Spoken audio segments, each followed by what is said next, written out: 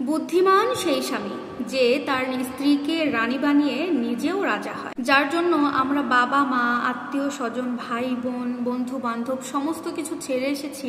তার নাম হচ্ছে স্বামী। দিন শেষে যে মানুষটাকে সব থেকে আপন বলে আখ্যায়িত করে থাকি তার নাম স্বামী। যাকে প্রায়োরিটি লিস্টে সবার ঊর্ধ্বে রাখি তার নাম স্বামী। কিন্তু সেই মানুষটা আমাদেরকে স্ত্রী হিসেবে ঠিক কতটা মূল্য দেয়? তারাও কি আমাদেরকে প্রায়োরিটি লিস্টের প্রথমে রাখে? আমরা কি তাদের প্রায়োরিটি লিস্টে আদৌ আছি, নাকি আমাদেরকে তারা শুধু টেকেন ফর গ্রান্টেড করে রেখেছে? এই প্রশ্নগুলো কেন মনে আসে জানেন? যখন আমরা স্বামীর জন্য নিজের সাধ্যের বাইরে গিয়ে নিজেদের সবটা উজাড় করে দেই, তারপরেও স্বামীরা তাদের ব্যবহার দিয়ে আমাদেরকে বুঝিয়ে দেয় আমরা তার আপন কেউ নই, আমরা তার জীবনের গুরুত্বপূর্ণ কেউ নই।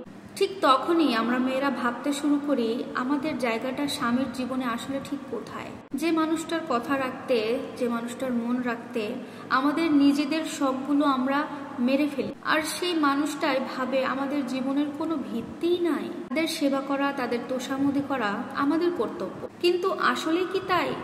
আমরা তো বাধ্য নই। আমরা যেটা করি স্বামীদের সেটা ভালোবাসি বলে তাই করি, কিন্তু আমাদের এই চেষ্টার পেছনে যে একটা ভালোবাসা লুকিয়ে আছে, এই ভালোবাসাটা স্বামী নামক সেই প্রাণীটা কখনো তারা চোখেই দেখতে পায় না। এর মধ্যে আবার অনেক পুরুষ তো অভিযোগ করে বসে নারীদের অনেক চাহিদা। নারীদের তৈরি করা হয়েছে বেহেশতে, যেখানে কিনা অফুরন্ত সুখ আর স্বাচ্ছন্দ্য দিয়ে ভরপুর। তো সেই নারীর তো চাহিদা থাকবেই, এটা কি স্বাভাবিক কিছু নয়? তারপরেও একটা নারী কিন্তু তার শখ আহ্লাদ চাহিদা সবকিছু ত্যাগ করতে পারে যদি সে তার স্বামীর কাছে প্রাপ্য সম্মান, প্রাপ্য ভালোবাসাটুকু পেয়ে থাকে। একটা নারী কখন বাড়ি গাড়ি টাকা এগুলোর পেছনে ছোটে জানেন? একটা নারী তখনই বাড়ি গাড়ি টাকার পেছনে ছোটে যখন সে তার স্বামীর কাছে প্রাপ্য ভালোবাসাটুকু পায় না, প্রাপ্য সম্মানটুকু পায় না।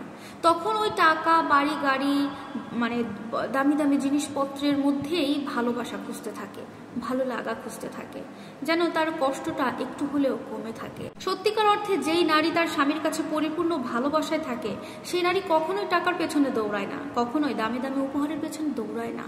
একটা কথা মনে রাখবেন, সেই স্বামী কিন্তু হতভাগা যে স্বামী তার বউকে দাসী মনে করে রাখে। একটা কথা ভাববেন, উপরওয়ালা কিন্তু স্ত্রীদেরকে বানিয়েছেন আপনাদের জীবন সঙ্গী হিসেবে, দাসীবাদী করে বানায় নাই আপনাদের জন্য। স্ত্রী হচ্ছে একমাত্র একটা পুরুষের জীবনের সব থেকে গুরুত্বপূর্ণ একটি ব্যক্তি, সব থেকে দামি ব্যক্তি। আর বুদ্ধিমান স্বামী কখনোই তার নিজের স্ত্রীকে দাসী ভাবে না। একজন চালাক পুরুষ বুদ্ধিমান স্বামী সবসময় তার নিজের স্ত্রীকে রানী বানিয়ে রাখে এবং নিজেও রাজা হয়ে থাকে। রাজার বউ রানী হবে আর রানীর স্বামী রাজা হবে, এটাই তো স্বাভাবিক, তাই নয় কি? প্রিয় দর্শক, পুরো লেখাটি লিখেছেন আফরোজা ইয়াসমিন নামের একটি আপু। কথাগুলো ভালো লাগলে লাইক কমেন্ট শেয়ার করবেন। আল্লাহ হাফেজ।